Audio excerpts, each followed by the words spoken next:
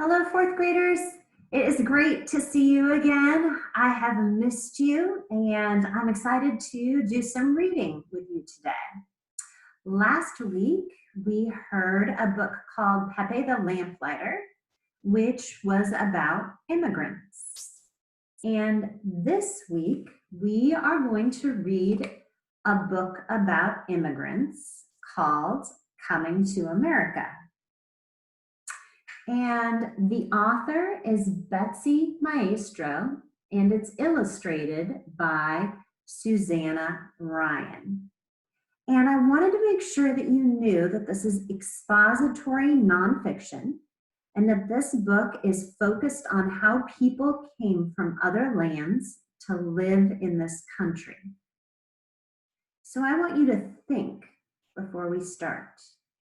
What do you think you know about how and why many people came from different countries to live in the United States?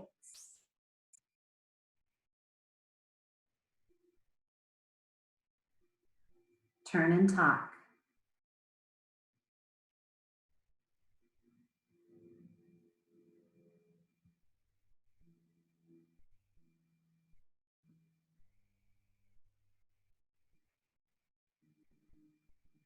Okay, so today I'm going to read two sections of the book, and I'm going to stop every once in a while to explain the next section.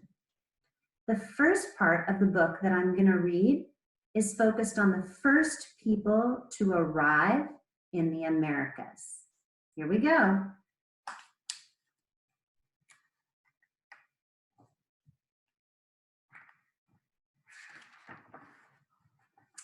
America is a nation of immigrants.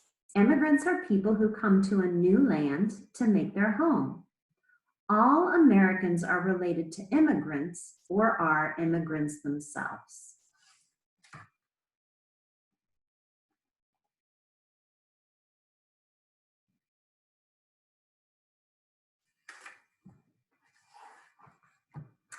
Thousands and thousands of years ago, there were no people at all in the Americas. Then, during the Great Ice Age, nomads crossed over a land bridge from Asia to what is now Alaska. These early hunters wandered here more or less by accident, searching for food.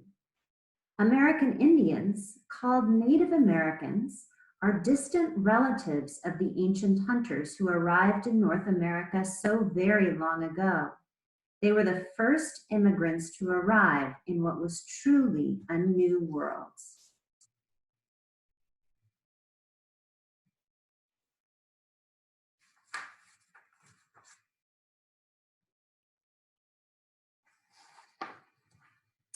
As many more thousands of years passed, the descendants of the first hunters moved around North and South America.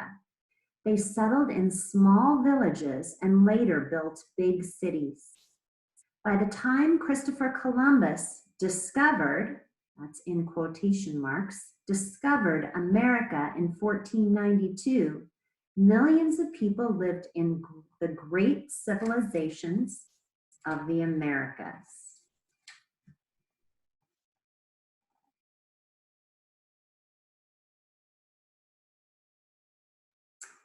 The next part of this expository nonfiction book that I'm going to read tells about the immigrants who came to the Americas in the centuries after Columbus's arrival in 1492.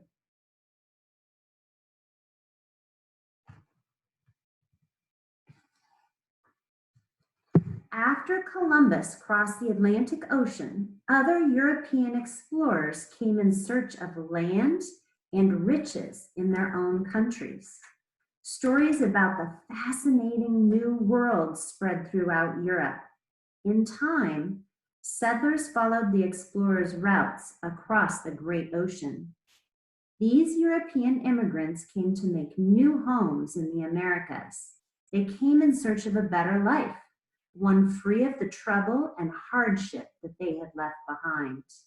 In their native countries, they often had little money and could not worship God in a way that they wished. The immigrants hoped for freedom and good fortune in their new lives.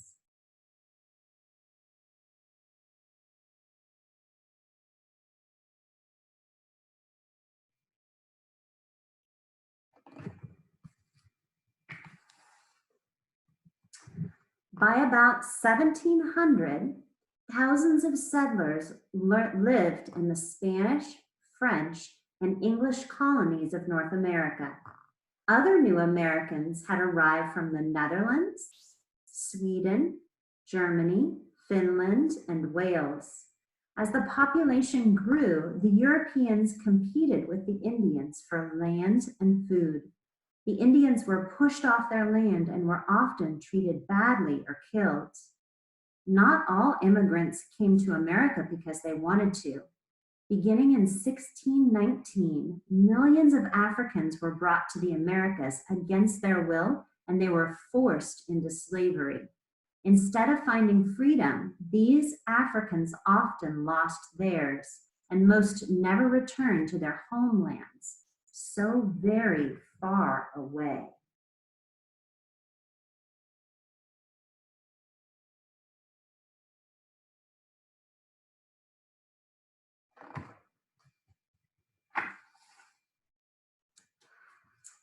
During the 1700s, settlers continued to come to American colonies.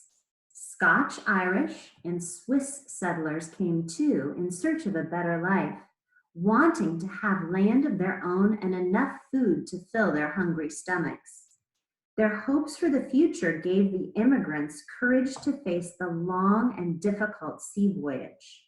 Early sailing ships took months to cross the Atlantic Ocean. The living space was very cramped, and often there wasn't enough food or water. Stormy seas made the shipboard life even more miserable.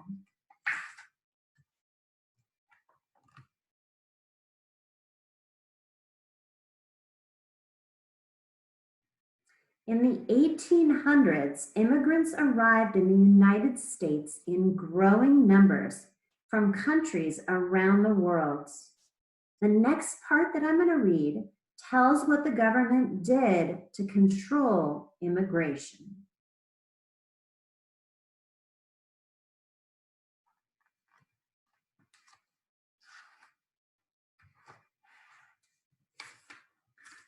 Before 1820, no one had recorded the exact number of immigrants who had arrived in the United States. But the numbers of immigrants were growing so rapidly, rapidly means quickly, so rapidly that some states passed their own immigration laws to keep track of the newcomers. In 1875, the United States government began to regulate immigration. It wanted to know more about the people who were arriving daily on American shores. A number of years later, the government began to limit immigration by saying that people from some countries could not come to the United States at all. Between 1855 and 1890, Castle Garden in New York City served as a depot for immigration. A depot is a place that people pass through. A depot for immigration. More than 8 million people passed through this port of entry. A few years later, on January 1st, 1892, the United States government opened an immigration center on Ellis Island in New York City. Officials from the island would count and question new arrivals. They would see that those admitted means they got in, they would see that those admitted were healthy and ready to become useful citizens. On the day that Ellis Island opened, the first person to step ashore was Annie Moore. She was a 15-year-old girl from Ireland. She had traveled with her two brothers to join her parents, who had settled in the United States 3 years earlier.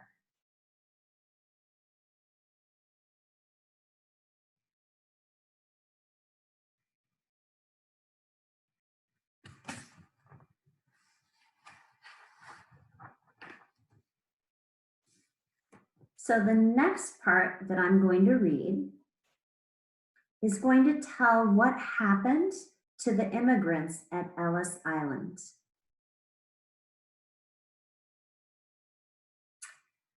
As big passenger ships entered New York Harbor, the immigrants caught their first glimpse. A glimpse is a quick look. The immigrants caught their first glimpse of what they hoped would be their new country. They saw the Statue of Liberty, a welcome and inspiring sight. The travelers were relieved that their journey was over, but they worried about what awaited them on Ellis Island.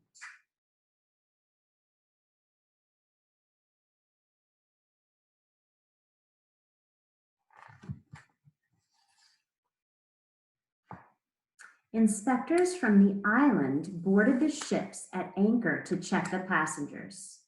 Wealthy passengers traveling first class, wealthy means rich, they have a lot of money. Wealthy passengers traveling first class were usually allowed to leave the ship right away. The inspectors looked for signs of contagious disease. Contagious means that you can catch it. They looked for signs of contagious disease among the others. Those who were ill, ill means sick. Those who were ill sometimes stayed aboard the ship or were sent to other islands to recover. Those who seemed healthy were taken to Ellis Island.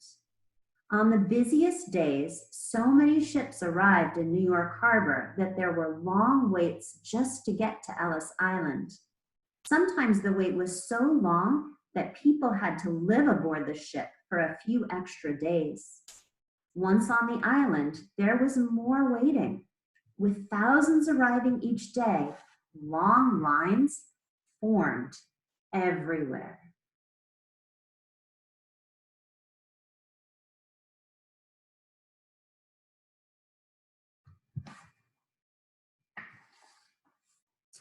First, the immigrants were given a quick examination by doctors. Those with health problems were marked with colored chalk. The doctors would examine these persons more closely.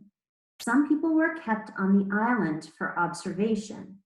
After 1911, Ellis Island had its own hospital to treat the sick. Sometimes immigrants had permanent health problems. Permanent means it doesn't go away. They had permanent health problems that would make it hard for them to work. This often meant that they would be sent back to their native country. But most of the new arrivals passed inspection and moved on to the next step.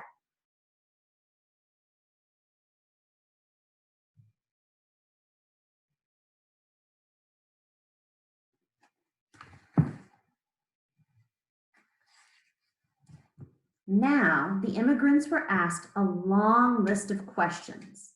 Inspectors asked their names, where they were from, and how much money they had. Since most of the immigrants did not speak English, they needed help in understanding and answering the questions. Translators did what they could to help the inspectors and newcomers understand one another. Even though it was difficult, most managed somehow to answer all the questions. Mothers often spoke for children who might be too little or too scared to speak. The immigrants had to show that they would work hard to stay out of trouble. Usually, the ordeal was over within days. When they received their entry cards, at last, the immigrants could officially enter their new country.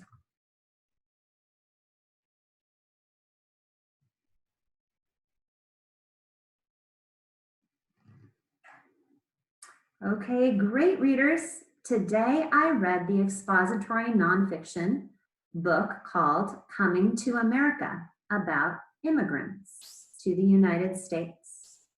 I will see you very soon for the lesson portion of reading. It'll be video number 2 this week. Bye, 4th graders. I miss you.